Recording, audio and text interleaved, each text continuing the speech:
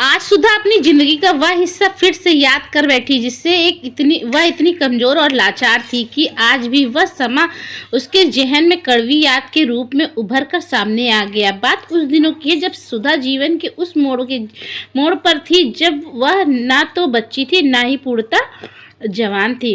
जीवन के 16 बसंत पूरे किए थे उसने अभी कुछ दिन पहले। जीवन काल का यह समय ऐसा होता है जब लड़की किशोरी होती है। उसके अनेक शारीरिक परिवर्तन आ चुके होते हैं, उसके स्वभाव में भी थोड़ा परिवर्तन आ रहा है होता है।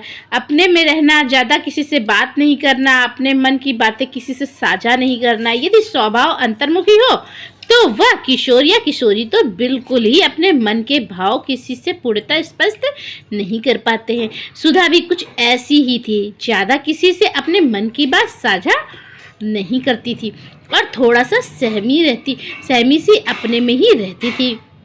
एक दिन सुधा जब स्कूल से घर लौट रही थी तो उसकी मम्मी ने उसे अपने पास बुलाया और कहा, बेटी सुधा इधर आओ। सुधा पास आकर बोली, हाँ मम्मी बोलो।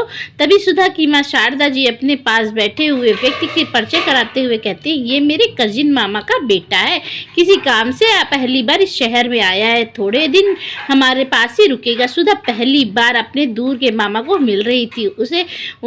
उसने उनसे नमस्ते किया।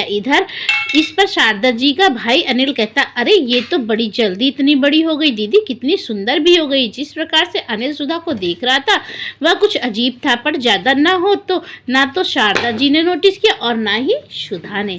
अगले दिन नाश्ते की मेज पर सब लोग बैठकर नाश्ता कर रहे थे। उस दिन रविवार की छुट्टी थी तो सुधा का स्कूल भी नहीं था, तो माँ ने उसे भी साथ में नाश्ता करने के लिए कहा। खाते वक्त किसी न किसी बहाने से अनिल सुधा को गलत तरीके से छूने लगा, कभी प्लेट लेने के बहाने तो कभी सब्जी लेने के बहाने।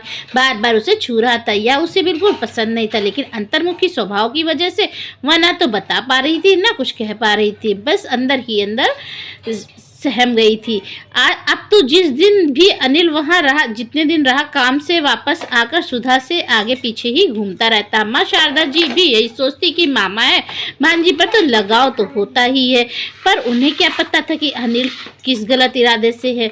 सुधा की इन दिनों इस सब के अंदर ही अंदर उदासी हो रही थी। उसने माँ को बताने की कोशिश की पर घबरा गई। माँ कभी गलत ना सोचे, यही बात उसे विश्वास ना कर सके। इन सब पर की वजह से अनिल की हिम्मत और बढ़ गई थी। एक दिन तो अति हो गई, कमरे में आकर उसने गलत तरीके से चूम लिया, पर सुधा बहुत घबरा गई और रोते रोते कमरे के बाहर निकल गई। ये बात उसके जहन में हमेशा के लिए घर कर गई। आज सुधा एक पत्नी है, बहुत अच्छा घर मिला है उसे, उसके पति से भी प्यार करता है। ससुराल में पति के साथ एक छोटी ननद जो उम्र में सुधा के पति नरेश से काफी छोटी है।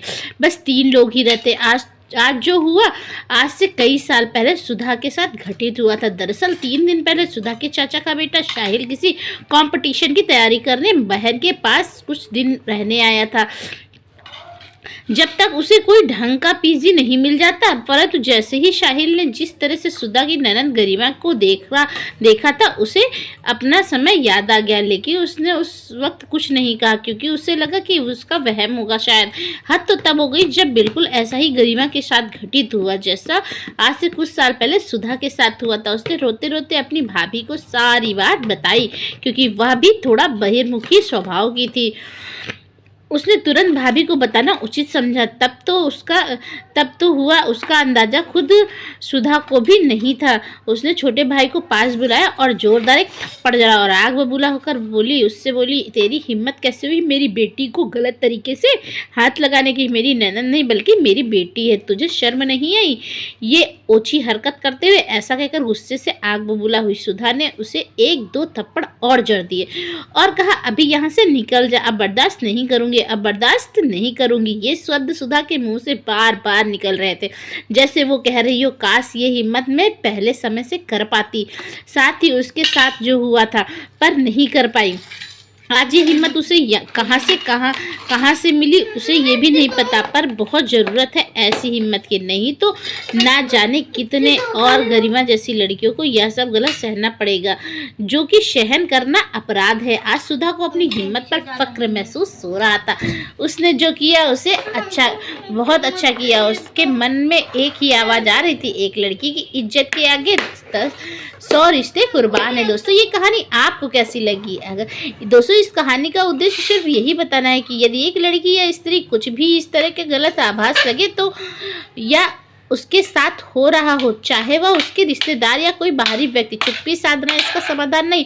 तुरंत हिम्मत जुटाकर गलत के खिलाफ आवाज़ उठानी चाहिए। और कदापि जरूरी नहीं है सभी ऐसा होते हैं, परंतु यदि जरा सी भी आभास हो तो उसे तुरंत अवश्य रोके। दोस्तों कहानी अच्छी लगी हो तो लाइक करें।